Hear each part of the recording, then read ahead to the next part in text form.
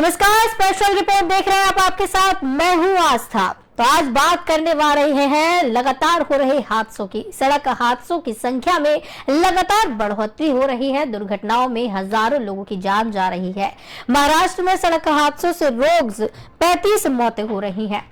5 साल में देखा जाए तो 62,817 लोगों की जान जा चुकी है।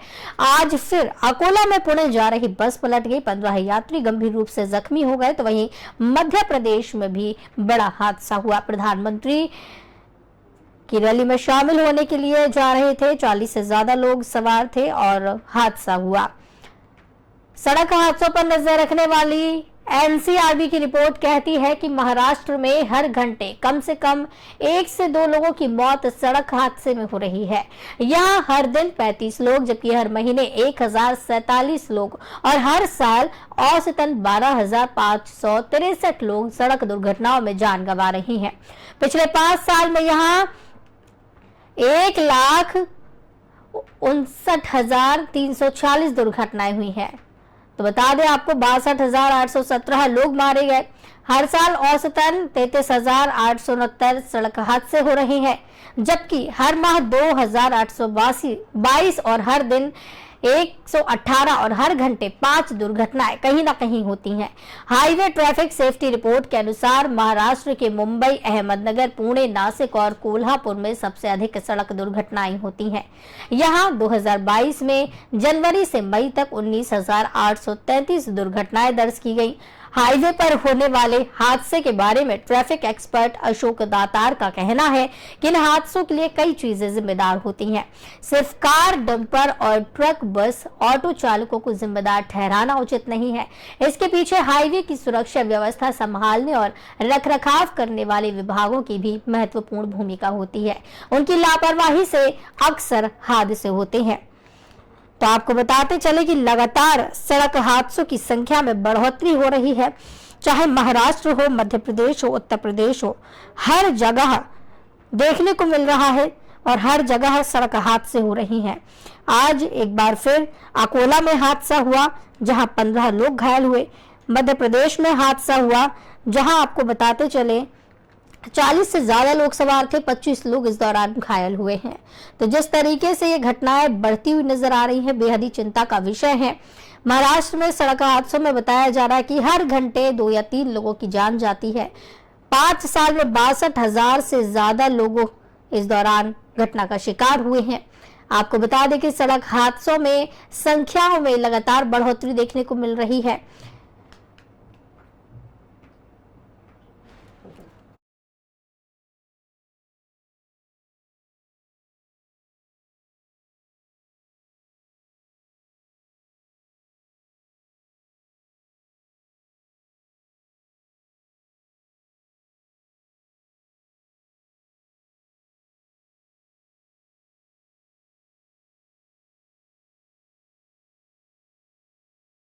से बढ़ते हुए नजर आ रही है, जबकि हर माह अगर बात करें 2,822 और हर दिन 118 और हर घंटे 5 दुर्घटनाएं कहीं ना कहीं होती है। हर साल 33,869 सड़क हादसे हो रही हैं।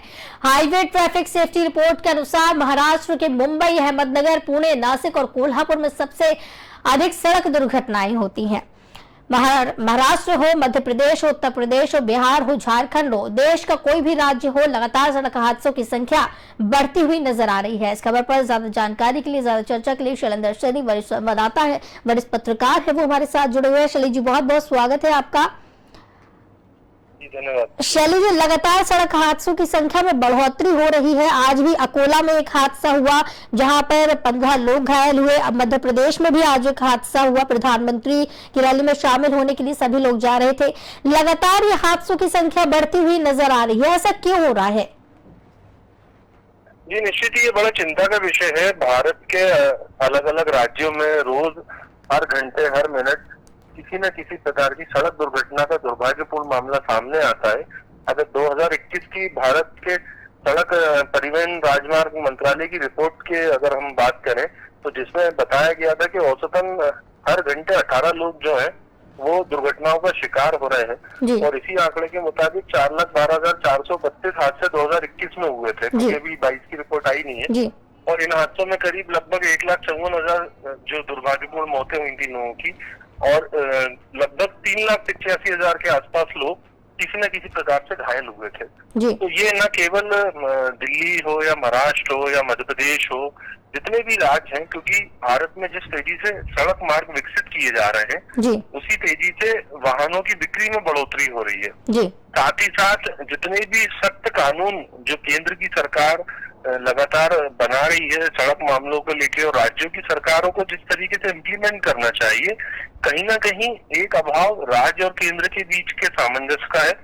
जिन राज्यों में केंद्र में बीजेपी की सरकार है, राज्यों में बीजेपी की सरकार है, ये अभाव वहां भी नजर आता है। जी केवल पेनल्टी कर देना या चालान की कार्रवाई बढ़ा देना, इसका मुझे रास्ता नजर नहीं आता। जी लोगों में अवेयरनेस जिस तरीके से आना चाहिए वो नहीं आ रही। दूसरा बड़ा दुर्भाग्यपूर्ण पहलू है, उसे इकोनॉमिकली भी अगर उसका लोग किस तरीके से लेंगे मैं नहीं समझता। जी जिस प्रकार से भारत में वाहन, खासकर 2 व्हीलर 4 व्हीलर वाहन जी फाइनेंस फैसिलिटी जो है बैंक के द्वारा, वो इतनी ज्यादा लिबरल है कि हालांकि हर व्यक्ति की चाहत होती है कि उसके घर में 2 पहिया वाहन हो, जिसके घर में 2 पहिया होता है उसकी 4 पहिए की चाहत होती है।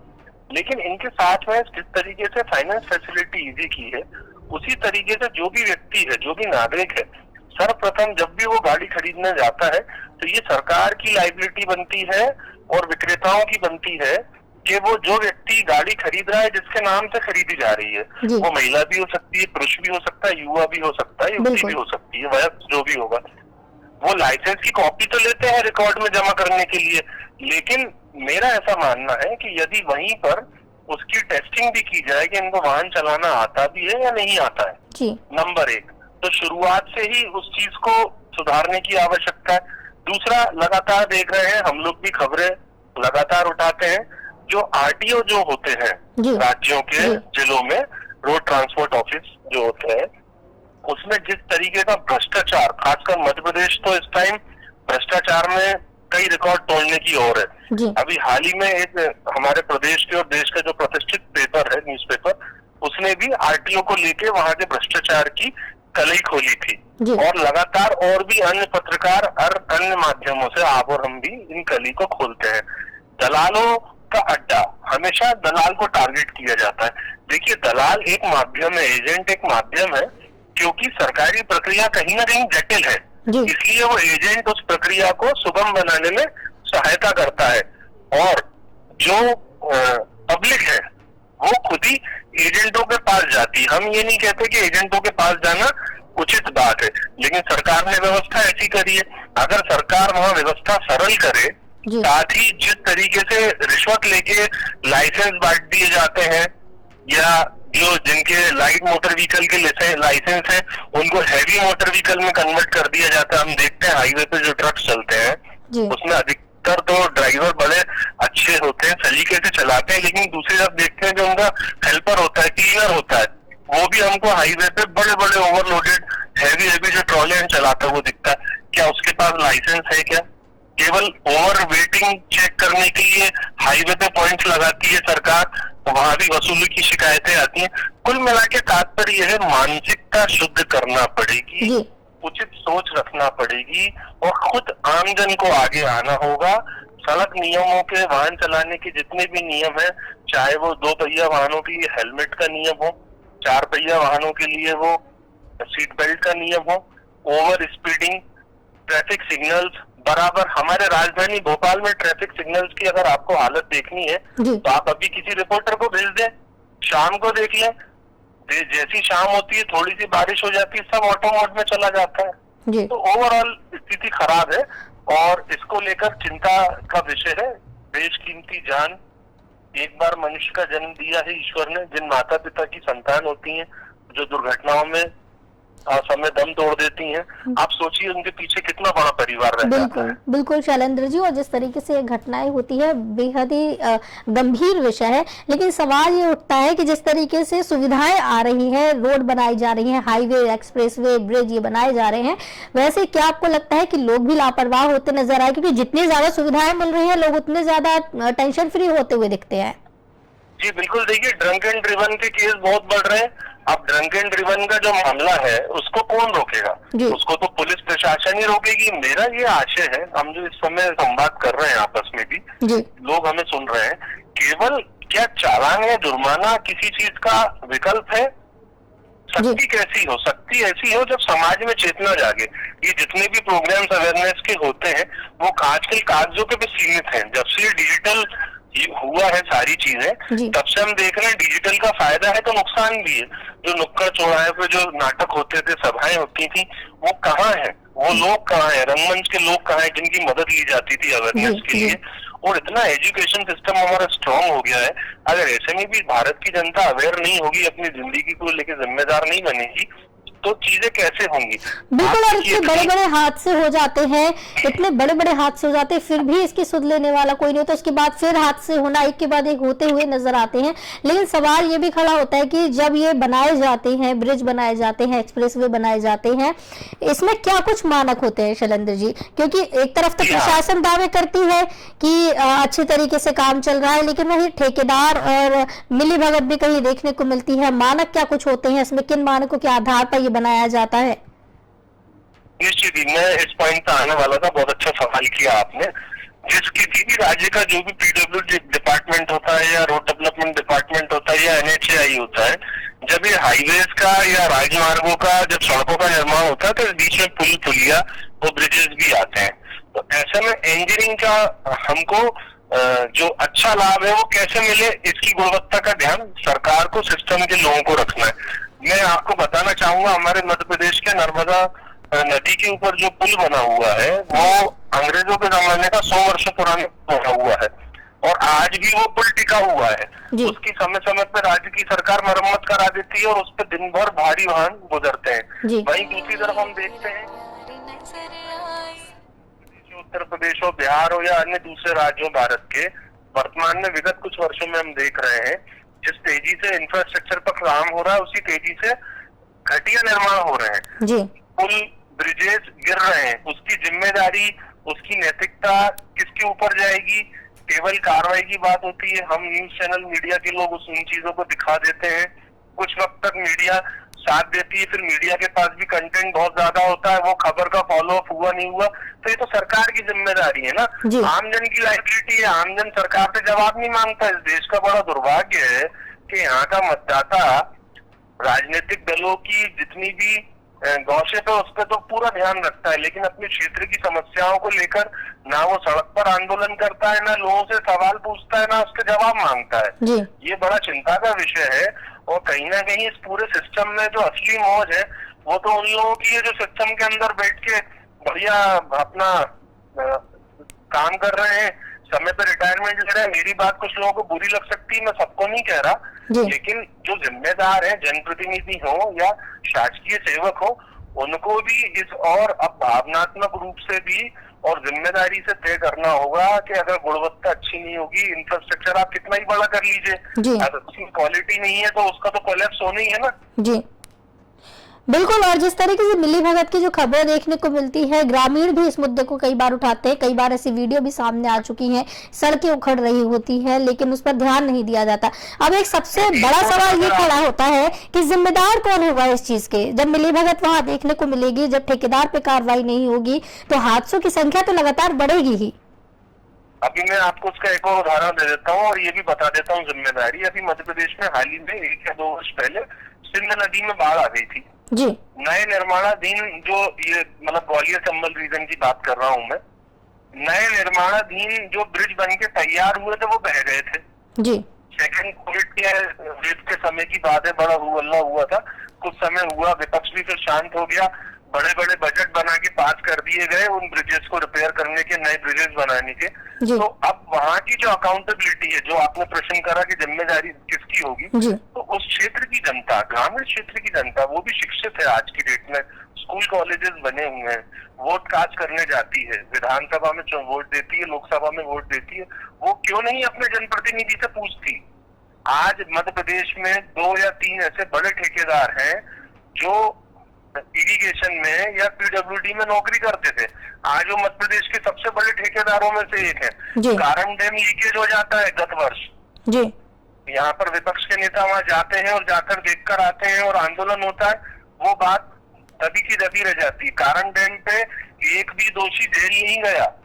इतना बड़ा मामला मध्य प्रदेश का और देश का, जिस पर देश के प्रधानमंत्री ने नाराजगी व्यक्त करी थी, ऐसी मध्य प्रदेश में लचर सरकार है। मैं डैम पे पहुंच गया सड़क दुर्घटनाओं से, क्योंकि हमने इंफ्रास्ट्रक्चर की बात करी, जी विषय से नहीं भटक रहा हूं जी। मैं ये बताना चाह रहा हूं अपने दर्शकों को कि जो क्वालिटी की जो हम बात कर रहे हैं, सड़क हादसे हो रहे हैं, पुलों के द्वारा हादसे हो रहे हैं, डैम टूट रहे हैं, तो कहने का मतलब ये है कि गुणवत्ता की जो बात की जा रही है, जी। केवल जनता जागरूक हो जाए इससे काम नहीं चलेगा। जी। जिन लोगों के कंधों पे जिम्मेदारी है, जिन जनप्रतिनिधियों को, जिन शासकीय सेवकों के, उनकी भी जिम्मेदारी है कि वो सड़क यात्रा सुगम कर रहे हैं तो सुरक्षा भी दें। बिल्कुल। साथ में जो वहां पे आपने जो प्रश्न करा कि ओवर ब्रिजेस जो बनते हैं या बाईपास जो टनल बनते हैं, उनमें भी जो कंक्रीट का इस्तेमाल हो रहा है या जो अन्य मटेरियल का इस्तेमाल हो रहा है या जिस टेक्निक का इस्तेमाल हो रहा है, उसकी जिम्मेदारी भी तय हो। केवल सड़क पर टोल लेके आप अपनी जिम्मेदारी पूरी नहीं तक कर सकते। रोज मामले आते हैं कि टोल वसूल रहे हैं, लेकिन सड़कों की दुर्दशा किसी से छिपी नहीं है। जी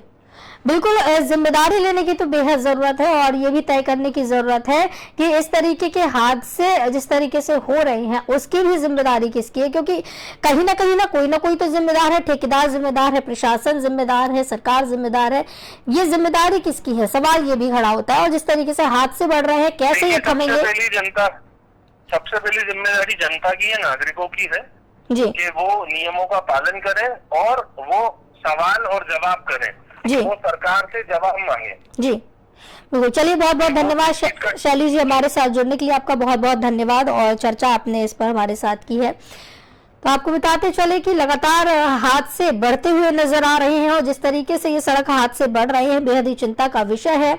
लगातार हादसों की संख्या में इस तरीके से बढ़ोतरी हो रही है कि 5 साल की रिपोर्ट अगर देखा जाए तो केवल महाराष्ट्र के अंदर ही 62,000 से ज्यादा इस दौरान हादसे सामने आ चुके हैं।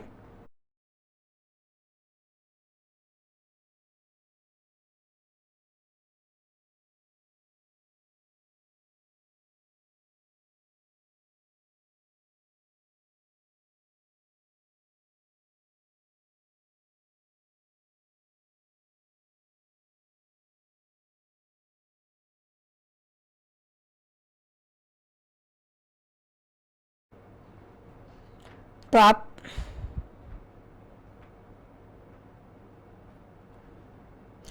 आपको बताते चले कि जिस तरीके से सड़क हादसे लगातार बढ़ते हुए नजर आ रहे हैं, बेहद ही चिंता का विषय है और इस पर ध्यान देने की जरूरत है, मानक तय करने की जरूरत है, जिम्मेदारी तय करने की जरूरत है।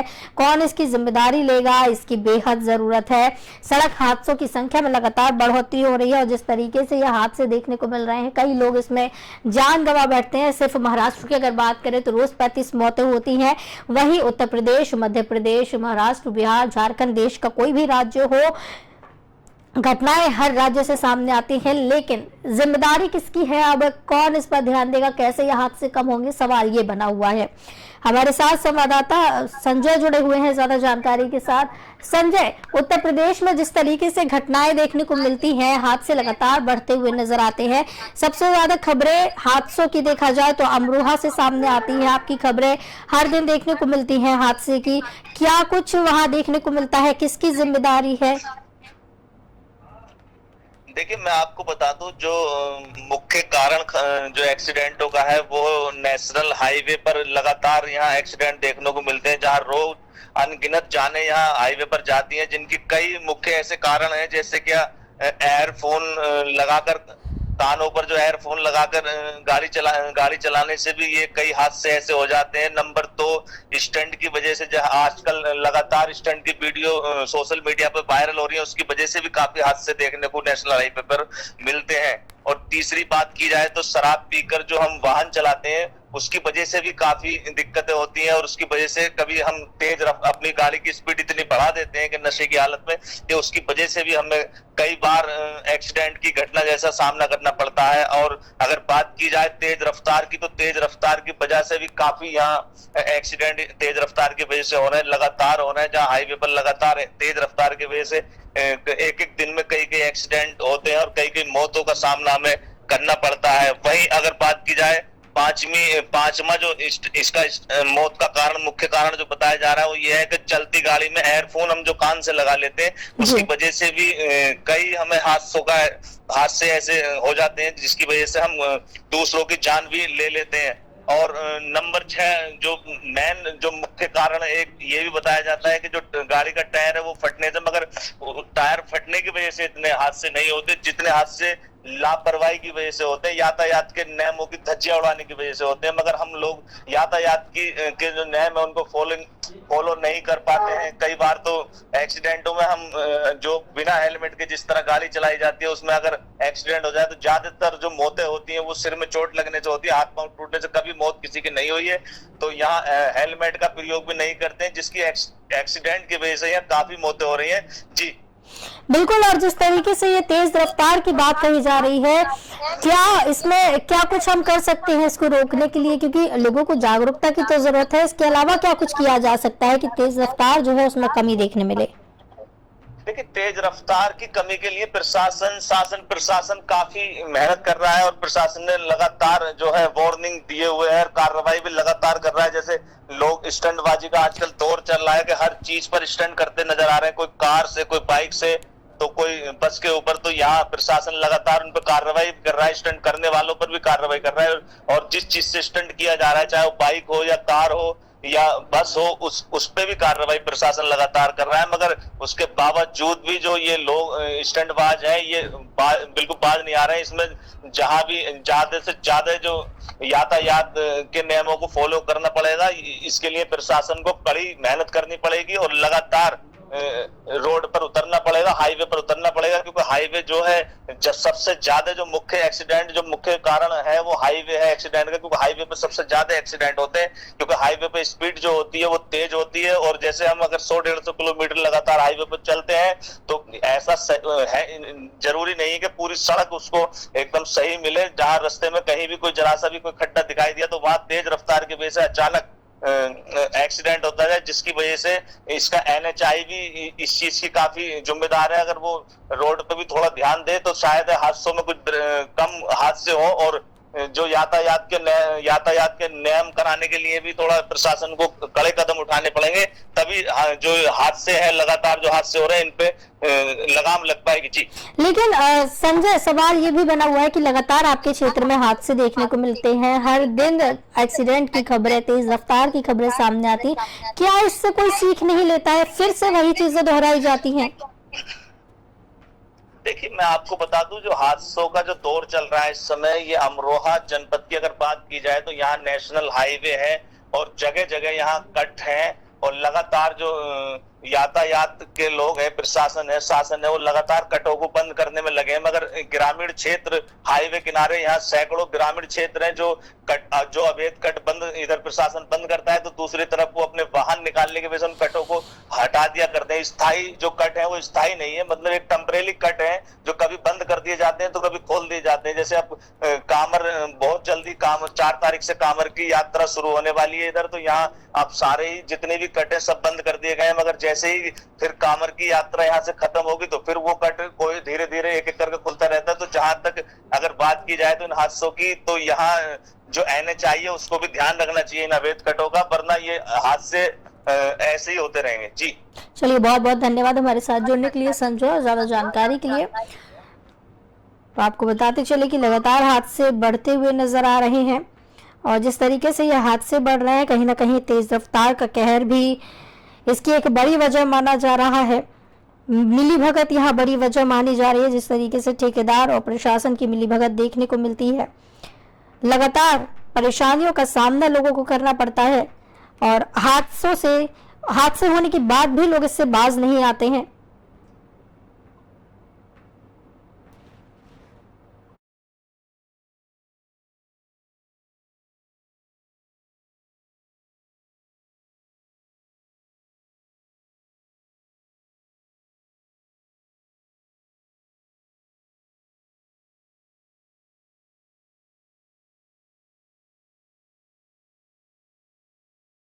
कि एक रिपोर्ट के अनुसार महाराष्ट्र के मुंबई, अहमदनगर, पुणे, नासिक और कोल्हापुर में सबसे अधिक सड़क दुर्घटनाएं होती हैं। 2022 की रिपोर्ट जो आई है उसमें अभी तक देखने को मिला है 19,833 दुर्घटनाएं सिर्फ और सिर्फ महाराष्ट्र में दर्ज की गई हैं। हाईवे पर होने वाले हादसों के बारे में ट्रैफिक एक्सपर्ट का कहना है इन हादसों के लिए कई चीजें जिम्मेदार होती हैं। सिर्फ कार, डंपर, ट्रक, बस, ऑटो चालकों को जिम्मेदार ठहराना सही नहीं है। प्रशासन भी इसके लिए एक बड़ा कारण है। तेज रफ्तार एक बड़ा कारण है इसको लेकर। तो बता दें कि लगातार संख्या बढ़ोतरी हो रही है, दुर्घटनाओं में बढ़ोतरी हो रही है। आज फिर 2 बड़े ऐसे हादसे सामने आए जहां पर कई लोगों की जान भी गई है, कई लोग घायल भी हुए हैं। 5 साल की रिपोर्ट देखें तो सिर्फ महाराष्ट्र के अंदर 62,817 लोगों की जान चली गई है। तो मेरे साथ फिलहाल इतना ही। आप देखते रहिए पी न्यूज़। नमस्कार।